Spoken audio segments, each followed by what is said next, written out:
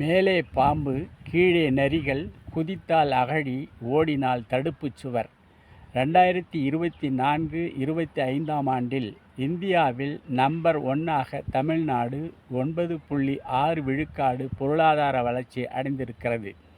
இதுவரை தமிழ்நாட்டு வரலாற்றிலேயே இந்த அளவிற்கு வளர்ச்சி அடைந்தது கிடையாது. இதனை நான் சொல்லவில்லை. எல்லா வகையிலும் தமிழ்நாட்டிற்கு என்றால் ஓரவஞ்சனையுடன் செயல்படும் ஒன்றிய அரசின் புள்ளி விவரங்கள் தெரிவிக்கின்றன. இதுவரை இல்லாத உச்சமாக $15 மில்லியன் அளவுக்கு மின்னணு பொருட்கள் ஏற்றுமதியில் தமிழ்நாடு சாதனை படைத்துள்ளது. கல்வித்துறையில் கடந்த 4 ஆண்டுகளில் இடைநிற்றலே இல்லாத நிலை உள்ளது. உயர் கல்வியின் வளர்ச்சி தமிழ்நாட்டில் 47% உயர்ந்துள்ளது. தமிழ்நாட்டில் வறுமை கோட்டுக்கு கீழே இருப்போர் 143% மட்டுமே.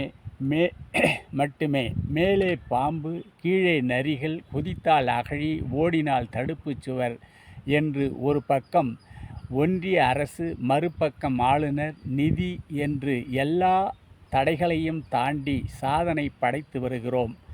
இது முதலமைச்சர் அவர்கள் சட்டமன்றத்தில் அறிவித்தது.